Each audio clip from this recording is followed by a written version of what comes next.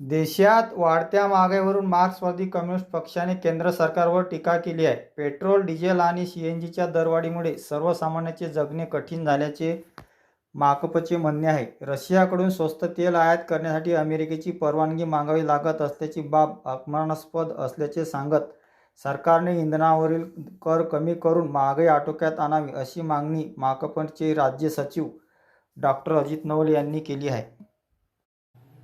Petrol, diesel आणि इंधनाचे दर ज्या प्रमाणामध्ये वाढत आहेत त्यामुळे देशभर महागाईचा भडका उडालेला आहे.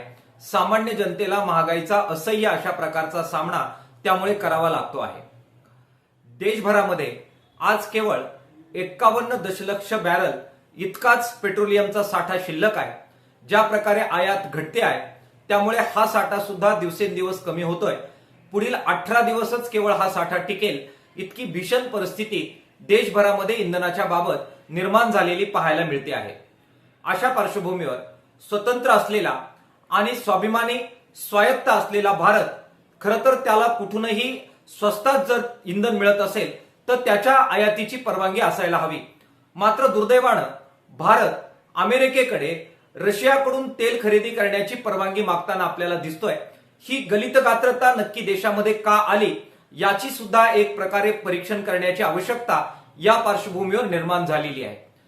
भारताच्या पंतप्रधानांनी जनतेला काटकसर करण्याचं आवाहन केलेलं असलं तरी केवळ काटकसर करून ही परिस्थिती सावरता येणार नाही आणि त्यामुळे देशाच्या सरकारनं तातडीनं ठोस पावलं टाकावीत.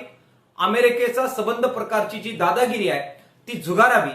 रशिया किंवा इतर कोणाकडूनही जेथून स्वस्तामध्ये योग्य प्रमाणात तेल आयात करणं शक्य असेल तेथून ते करावं आणि वेगवेगळ्या प्रकारचे कर जे टॅक्सच्या रूपामध्ये इंधनावर लादलेले आहेत, पेट्रोल आणि डिझेलवर लादलेले आहेत, ते सुद्धा तातडीनं कमी करून जनतेला तातडीनं दिलासा द्यावा. महागाई कमी करण्यासाठी ठोस पावलं टाकावी अशा प्रकारची मागणी मार्क्सवादी कम्युनिस्ट पक्षाच्या वतीनं आम्ही करतो आहोत.